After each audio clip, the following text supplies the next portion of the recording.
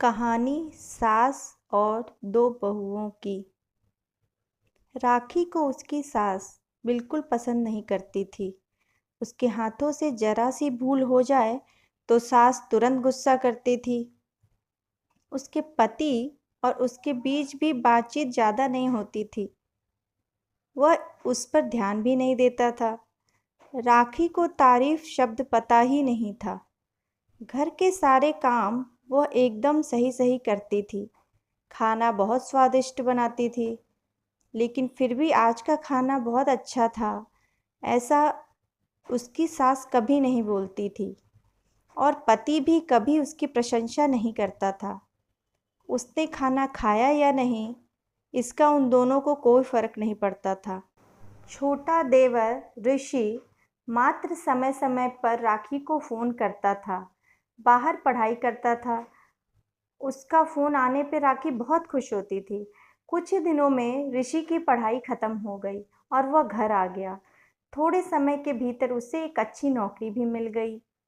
नौकरी मिल जाने के बाद उसकी सास अपने छोटे बेटे की शादी के लिए बातचीत करने लगी।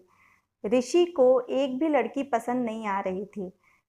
इसने ही ऐसा बोला होगा, उसे मना करने को सोचकर सास राखी को ही दोष दे रही थी। राखी को चिंतित देखकर ऋषि ने अपनी माँ से कहा, मैं एक लड़की से बहुत प्यार करता हूँ। मैं उसी से शादी करूँगा। राखी ने ये बात अपने पति के कान में डाली। इस बात पर उसने थोड़ी किटपिट की, लेकिन लड़की देखकर वह भी तैयार हो गया। सवाल बचा सास का, अपने छोटे बेटे का मन कैसे दुखाएगी वह। बाद में उनकी भी हाँ हाँ हो गई।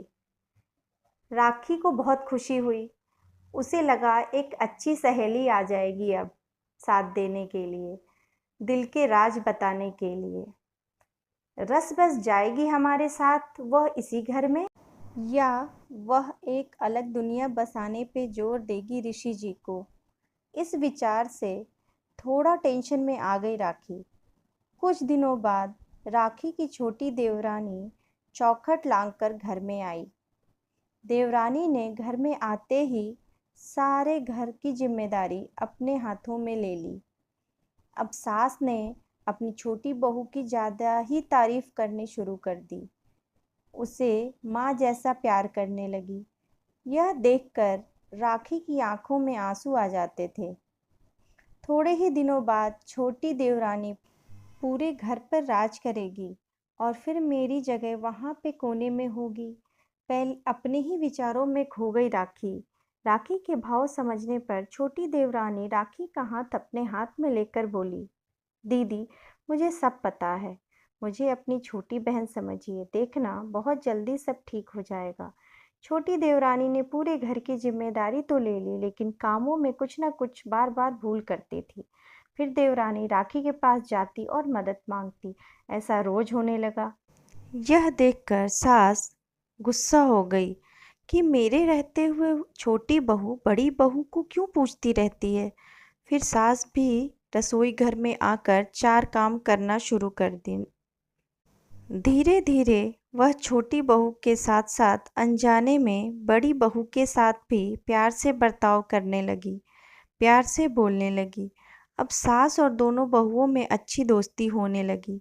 इस वजह से बड़ी बहू का स्वभाव भी अच्छा होने लगा। उसके स्वभाव में भी खुलापन आ गया। सास भी दोनों बहुओं के साथ शॉपिंग तो कभी फिल्म देखने जाने लगी। वो अपनी दोनों बहुओं को समान प्यार करने लगी थी। इस वजह से घर का माहौल हंसता खेलता हो गया। इसके अलावा अपने भाई और उसकी पत्नी की बॉन्डिंग देखकर राखी का पति भी उसके साथ अच्छा व्यवहार करने लगा। यह देखकर छोटी बहू बहुत खुश हुई। दीदी, घर पर पहले आपका ही हक था। ऐसा बोलकर छोटी बहू ने पूरी घर की जिम्मेदारी अपनी जेठानी को दे दी। साल भर में राखी के देवर को अच्छे वेतन और बड़ी पोस्ट पर स्थानांतरित किया गया। अब छोटी देवरानी भी अपने पति के साथ बाहर जाएगी और मैं फिर से अकेली रह जाऊंगी। इतना ही नहीं, इतने सालों बाद सास का व्यवहार जो इतने सालों बाद बदल गया था, वह फिर से वही हो जाएगा। यह सोच के राखी डर गई। देवरानी की राखी को इतनी आदत हो गई थी कि उसके बिना घर काटने को दौड़ेगा। देवरानी के आ जाने से घर का माहौल बदल गया था। वह थी ही ऐसी खुशमिजाज और ऊर्जावान, जैसे कि नाम से पता चलता है। यहाँ देवरानी की हालत भी कुछ अलग नहीं थी। उसे दुख हुआ कि यदि यहाँ रहना पड़ा तो उसे अपने पति से दूर रहना पड़ेगा। देवरानी ने बोला, दीदी, मैं सारा दिन नए स्थान पर अकेले रहूंगी, उससे अच्छा है मैं यहीं हूँ। आपके देवर को बोला है मैंने, शनिवार और रविवार की छुट्टियों में आप ही यहाँ आ जाया करें। मैं भी उनके साथ जाया करूँगी, बीच बीच में थोड़ा बदलाव के लिए। उस पर देवर बोलता है कि मैं 6 महीनों में वापस यहीं बदली करवा लूँगा। यह सुनकर सभी हंसने लगे।